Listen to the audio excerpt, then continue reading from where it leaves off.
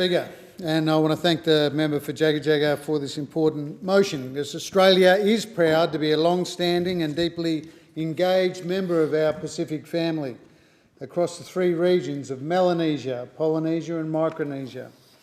We have strong relationships with countries and peoples across all these three regions, which we've seen senior Australian leaders reaffirm immediately following the election of an Albanese government. In the government's first 100 days, the Prime Minister and the Foreign Minister and other ministers have visited Fiji, Samoa, Tonga, the Solomon Islands, Vanuatu and Papua New Guinea. This sent a clear message about Australia's contribution in the region as a partner of choice and our desire to be reliable, to turn up, to show respect, to listen, to be transparent and open. These visits signalled that Australia will be an honest partner on issues the Pacific cares about and will respond to shared challenges like climate change, COVID-19 and development. The government is working hard to repair some of the reputational damage done by those opposite since 2013. When in office, the opposition undermined Australia's standing in the Pacific by cutting aid by $11 billion in 2015 and dismissing the Pacific's vital interests on climate change. Who can forget the former Prime Minister, Scott Morrison, the current Leader of the Opposition, Peter Dutton, and others laughing at jokes about Pacific Island countries being swallowed up by the effects of climate change.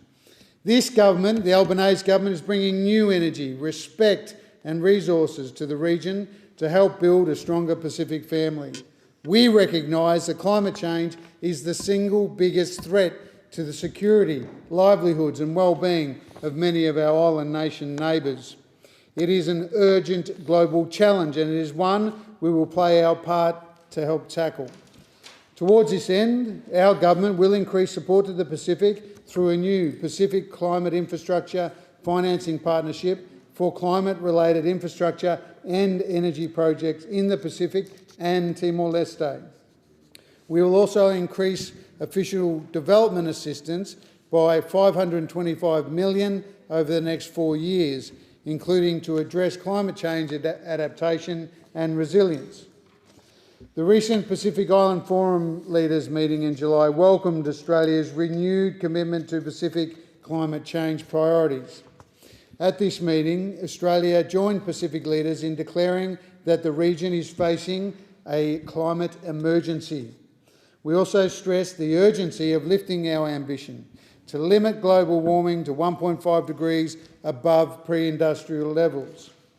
Pacific leaders welcomed our interest in partnering with the Pacific to host a future UN climate change conference. I commend Pacific Island countries for being world-leading in their commitment to addressing climate change. They're on the front line and they are facing more extreme weather events such as cyclones, flooding and rising oceans. These will have a direct impact on people's access to fresh water and major essential industries such as the fisheries, forestries, agriculture and tourism, all which could seriously suffer from the effects of climate change. I'm proud to be part of a government that pledges to listen to and to stand shoulder to shoulder with our Pacific family. Now, Mr Deputy Speaker, Australia is also strengthening cultural and sporting ties. Sports diplomacy can play to Australia's strengths in the Pacific by leveraging our shared love of various codes like rugby union, NRL and cricket. After meeting with PNG's Prime Minister Marape in July, Prime Minister Albanese suggested potentially creating an NRL team for PNG and possibly including the wider Pacific. And as the Prime Minister said, rugby league is one of Australia's proudest legacies in Papua New Guinea. As I'm sure you'd agree, Mr Deputy Speaker, rugby union is much loved in many of our key Pacific countries. And I want to congratulate Rugby Australia, who's got the women's A team going to Fiji in January next year. As well as sport, cultural, church and historical connections, sport is among these visceral ties of Australia to our Pacific family. Thanks, Deputy